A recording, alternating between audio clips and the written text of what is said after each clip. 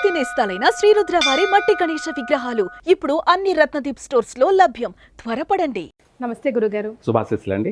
ఇందాక ముందుగా నేను అడిగినట్టుగా అంటే సందర్భం వినాయక చవితిది వచ్చింది, మాట మనం వినాయక చవితిది మాట్లాడుకుంటున్నాం కాబట్టి నేను విగ్రహంతో మొదలు పెట్టాను. కానీ ఇప్పుడు విజయవాడ తదితర చుట్టుపక్కల ప్రాంతాలు చూస్తే చాలా అల్లాడిపోతా ఉన్నారు జనాలు. ఇంకొక 2 రోజులు ఇలాగే వర్షాలు పడితే కానీ చాలా ముప్పు ముంచి ఉంది అని అంటున్నారు. మరి ఈ వనర దేవుణ్ణి చల్లార్చాలంటే మన దగ్గర ఏదైనా మార్గం ఉందా? చాలా మంచి ప్రశ్నేనండి. ఎందుకంటే లోక కళ్యాణం కోసం అంటే ప్రజా యొక్క అభివృద్ధి కొరకు ప్రాణ నష్టం జరగకుండా మనం నివారణ చేసుకోవచ్చు. తప్పకుండా దానికి మార్గం అంటూ ఉంది. అయితే ఏమిటంటే మనం మట్టి గణపతిని అనుకున్నాం కదా. ప్రతి ఇంట్లో కూడా మట్టి గణపతితో విగ్రహాన్ని స్థాపన చేసుకొని ఇందాక మనం చెప్పుకున్నట్టు అరటి పువ్వు కానీ కొబ్బరి బొండం కానీ పెట్టి కలశ స్థాపన చేసి అక్కడ ఏం చేయాలంటే కన్యపిల్ల అంటే 6 సంవత్సరాల వయసు నుండి 9 సంవత్సరాల వయసు కలిగినటువంటి ఆడపిల్ల తను ఆ ఆడపిల్ల చేత మనము పసుపు గణపతి గౌరీని అంటే పసుపుతో ఇద్దరిని చేయాలి. పసుపుతోటి గౌరీదేవిని గణపతిని ఇద్దరిని చేసి ఆ కలశం దగ్గరే ఒక సపరేట్గా విడివిడిగా 2 ఆకుల్లో అమ్మవారిని గౌరీదేవిని గణపతిని పెట్టుకొని స్థాపన చేసి అక్కడ పెట్టుకొని కలశం దగ్గర అలాగే ఆ అమ్మాయి ఉపవాసంతో ఉండి తలస్నానం ఆచరించి ఏదైనా పట్టుబట్టలు ఏదైనా సరే పర్వాలేదు వస్త్రం ధరించుకొని నూతన వస్త్రం కానీ లేదా ఏదైనా వాష్ చేసినటువంటిది మంచి వస్త్రం కాటన్ వస్త్రం ధరించి తను అన్నం వండి పెరుగు కలిపి మనం వండి ఇయ్యొచ్చు కదా గురుగారు? అవును. అంటే అన్నం వండి ఆ అమ్మాయే ఉండాలి. ఎవరు? ఆ పాపే ఉండాలి. ఆ పాపే అన్నాన్ని వండి ఆ తర్వాత ఆ అన్నంలో పెరుగును కలిపి ముద్ద చేయాలి. ఈ ముద్ద ఏంటంటే గంగాదేవి. అన్నంలో పెరుగన్నం కలిపేసి గంగాదేవి లాగా భావన చేసుకొని, భావన కాదు గంగాదేవి. గంగాదేవిని ఏ రూపంలో మనము గణపతిని పసుపు రూపంలో చూస్తున్నాము, గంగాదేవిని ఇప్పుడు గౌరీదేవిని పసుపు రూపంలో చూస్తున్నాం, లేదంటే ఇంకొక విగ్రహ రూపంలో చూస్తున్నాము. గంగాదేవి ఎక్కడా కూడా రూపం లేదు. ఆ గంగాదేవి స్వయంగా ఇందాక జీవం కలిగినటువంటి మనం అనుకున్నాం. జీవం అంటే ప్రాణం.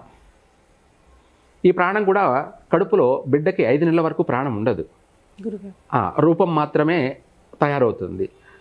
ఆ తర్వాత 6వ నెల ప్రవేశించే ముందు ఆ ప్రతిమకి ఆ బొమ్మకి జీవం వస్తుంది. ఆ జీవమే ప్రాణం.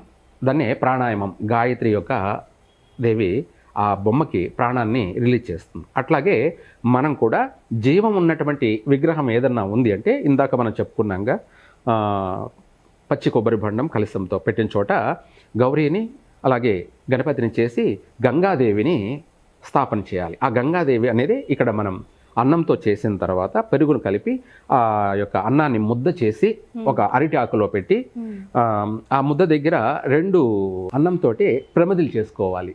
పెరుగన్నంతో ప్రమిదలు అవుతాయి. ఆ పెరుగు ఉండడం వల్ల ఆయిల్ లీక్ కాదు. చక్కగా గుంత చేసి ప్రమిద ఎలాగో అలాగే చేసి, ఇవి కాకపోతే చేయలేని పక్షాన నిమ్మకాయలు, పెద్ద నిమ్మకాయలు తీసుకొని గజ నిమ్మకాయలు అలాంటివి కానీ అవి అందులో పువ్వొత్తి చేసి అందులో వచ్చేసి కొబ్బరి నూనె అలాగే నెయ్యి ఈ 2 కలిపి కొబ్బరి నూనె నెయ్యి కలిపి దీపారాధన చేసి ఆ గంగాదేవిని ఆ నైవేద్యాన్ని ఆ గౌరీ గణపతికి నైవేద్యంగా సమర్పించిన తర్వాత ఆ ముద్ద అలాగే ఇస్తరాకుతోటి అలాగే తీసుకొని పసుపు కుంకుమ అన్ని పూజ చేసుకొని మనం యథావిధిగా ఏదైనా మంత్రం పఠించాల్సి ఉంటుందా గురుగారు ఆ టైంలో? మనం ఇందాక చెప్పుకున్నట్టు గంగాదేవికి పూజ చేయొచ్చు. ఆ గంగాదేవి పూజ అంటే అందరికీ అర్థం కాదు.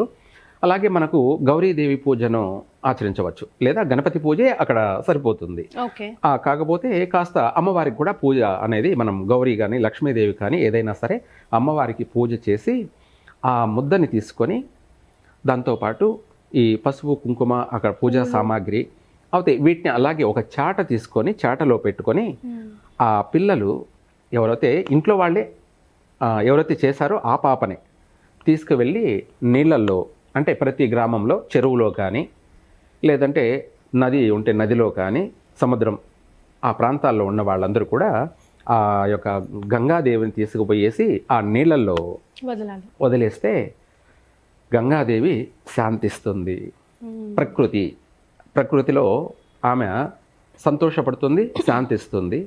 అలాగే భారీ నష్టాలు జరగకుండా సముద్రం అంటే నీరు, వర్షం, ప్రాణ నష్టం జరగకుండా, ఎటువంటి ప్రాణ నష్టము జరగకుండా గంగాదేవి సంపూర్ణంగా శాంతిస్తుంది. ప్రజాక్షేమం అనగా ఈ రాబోయే విపత్తులు చాలా వరకు వైదొలిగిపోతాయి. చక్కగా ప్రజలందరూ కూడా సంతోషంగా, ఆనందంగా వినాయక చవితిని సంపూర్ణంగా జరుపుకుంటారు. అదే కాకుండా దసరా నవరాత్రులు కూడా ఇంకా చాలా విశేషంగా జరుపుకుంటారు.